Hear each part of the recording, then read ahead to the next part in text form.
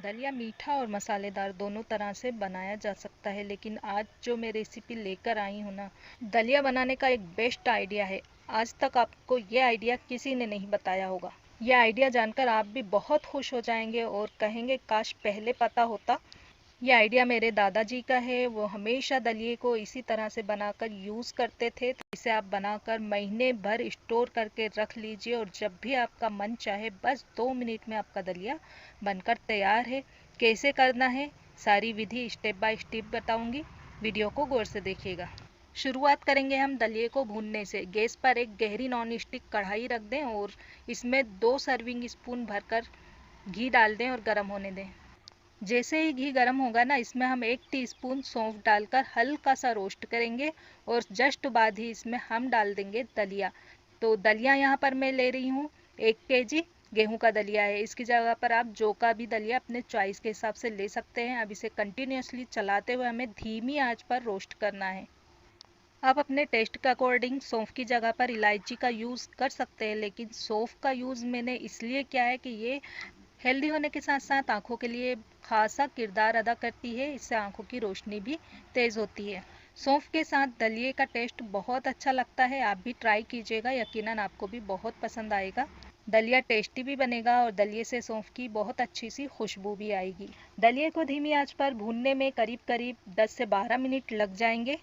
Indian diet में दलिए को बहुत ही पौष्टिक माना जाता है और बचपन से ही हमें अपनी डाइट में दलिए को शामिल करना सिखाया जाता है। दलिया बड़ों ही नहीं बल्कि बच्चों एवं शिशु के लिए भी बहुत फायदेमंद होता है, लेकिन कब, जब ये सही ढंग से पकाया जाता है।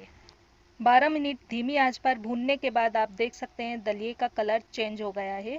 इसमें से बहुत अच्छी सौंधी सौंधी सी खुशबू आने लगी है और ये बिल्कुल गुलाबी भूनकर तैयार हो गया है। गैस की फ्लेम को ऑफ कर देंगे और दलिए को हम कर लेते हैं ठंडा। दलिया यहाँ पर हो गया है पूरी तरह से ठंडा। इसमें हम ऐड करेंगे शक्कर। तो शक्कर आप अपनी टेस्ट के अकॉर्डिंग इसमें ऐड कीजिएगा। यहाँ पर मैं ले रही हूँ 5 चम्मच। इससे ये ख्वाबी मीठा होगा। इसकी जगह पर आप गुड़ का बुरादा यूज़ कर सकते हैं।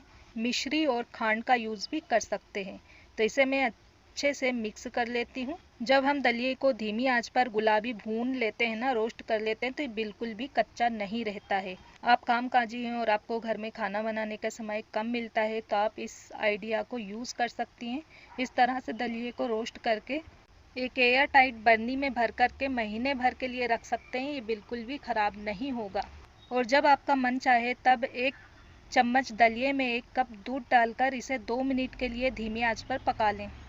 फिर गैस की फ्लेम को ऑफ करके 1 मिनट के लिए दलिए को कवर करके छोड़ दें। 1 मिनट बाद आप देखेंगे तो आपको दलिया बना बनाया मिलेगा। दलिए को बाउल में पलटें, थोड़ा सा दूध डालें और इसे पिन खजूर और शहद डालकर सर्व करें। खाने में बहुत टेस्टी लगता है।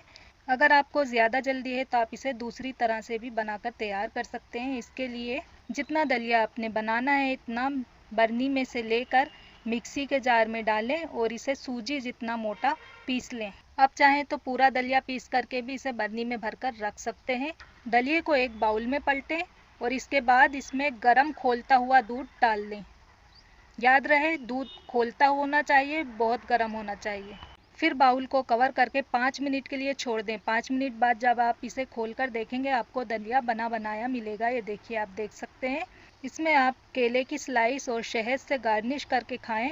बहुत ही टेस्टी लगता है। हेल्दी तो होता ही है बहुत, लेकिन टेस्टी भी बहुत लगेगा। एक बार यूज़ ज़रूर कीजिएगा, आपको रिज़ल्ट बेस्ट मिलेगा। इस तरह से दलिया बनाकर आप बच्चे, बूढ़े और जवान सभी अपने डाइट में शामिल करें तो ये कमज़ोरी दूर करके खून को बढ़ाता है और हमारी बॉडी को तंदुरुस्त बनाए रखता है।